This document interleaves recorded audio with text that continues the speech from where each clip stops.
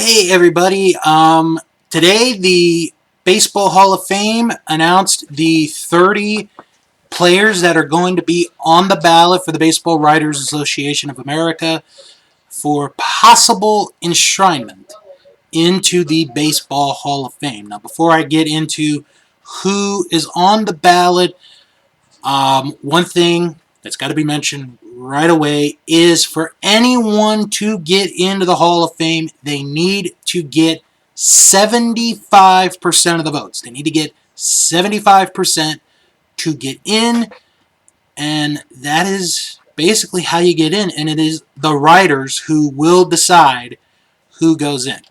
So the first thing I want to do is I want to talk about the new candidates that are going to be on the ballot this year. And this is a very interesting group of baseball players that are on the ballot for the Hall of Fame.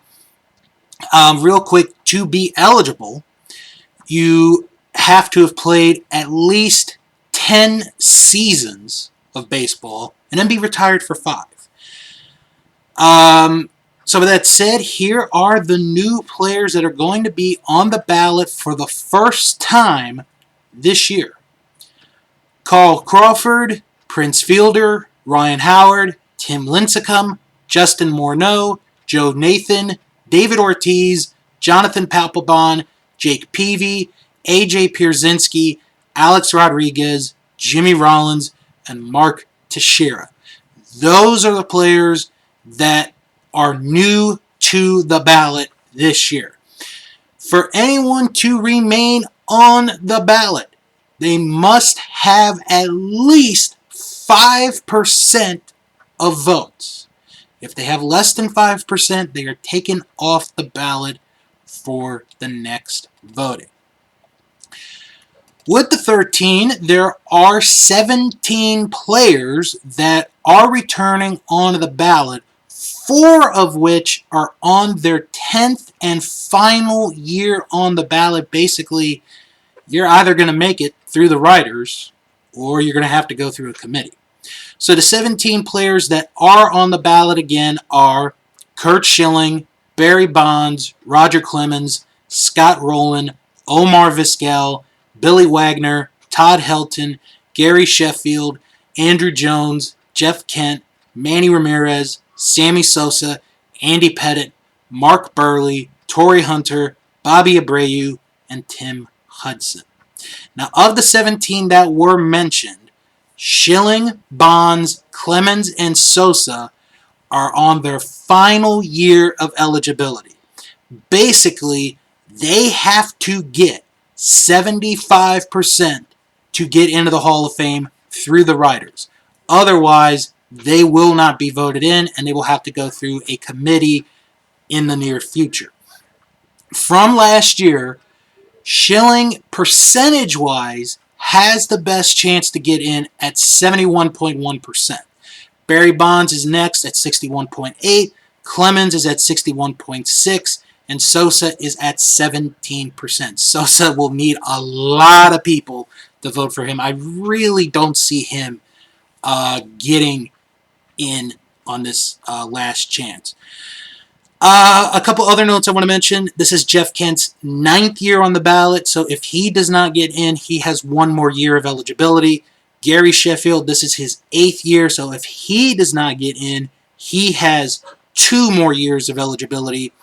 And if Manny Ramirez does not get in, this is currently his 6th year, he has 4 more years left of eligibility. Everybody else is 5 years or under. Or actually, also Billy Wagner. I want to mention Billy Wagner. This is his 7th year on the ballot. If he does not get in this year, he has 3 more years left. So everybody else is 5 years or under as far as being on the ballot. It's going to be very interesting to see how the voters go. Obviously, Curt Schilling was upset that he was not voted in last year. He did not want to be on the ballot, but he is on the ballot, so this is his last chance to get in through the writers. He was very close to getting in last year at 71.1%, so he just needs just a few more votes to get in.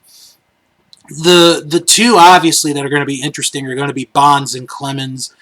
The whole steroid scandal. Some are going to say accusations. Some are going to say they did take it. But as this is their last year of eligibility, it will be interesting to see how they do on the writers, because if they don't get in, it's going to be interesting to see if they get in through any of the committees that they would be placed in. As far as the first-year candidates, the two names that really pop out are David Ortiz and Alex Rodriguez. Rodriguez is top 10, I think top 5 all-time in home runs. David Ortiz was the face of the Red Sox for a very long time, even though he had failed a drug test back in 2003, and Rodriguez had served that whole season suspension.